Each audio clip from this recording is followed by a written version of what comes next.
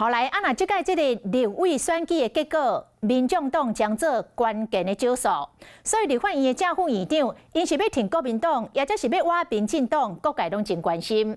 即摆传出讲，国民党是锁定着韩昌配，就是院长是韩国瑜，副院长是黄国昌。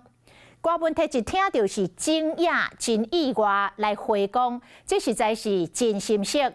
韩国瑜加黄国昌迄种的画面，真正是料想袂到。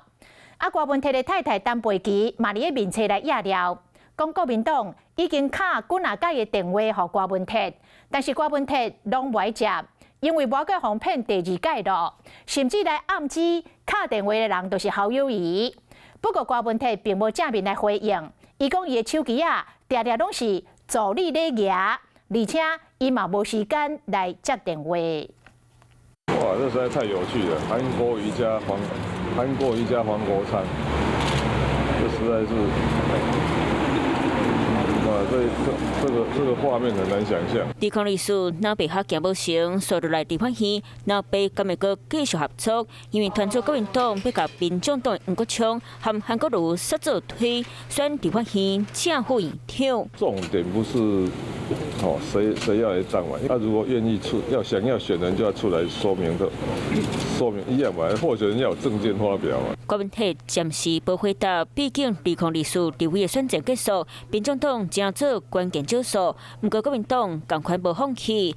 郭文泰的太太陈培琪前一天并且压条，讲郭文泰出门前有人敲几啊摆手机互伊，不过伊已经无想要接啊，互骗一摆就袂阁互骗第二摆。伫咧文中，陈培琪嘛写。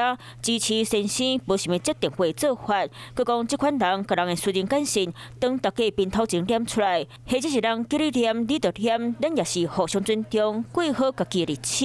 敢若伫咧讲，敲电话互郭文泰的人，就是侯友宜。他应该修改的吧？我昨天回去跟他讲说，哎呦，你不要写这些干什么？所以是侯友宜打给你吗？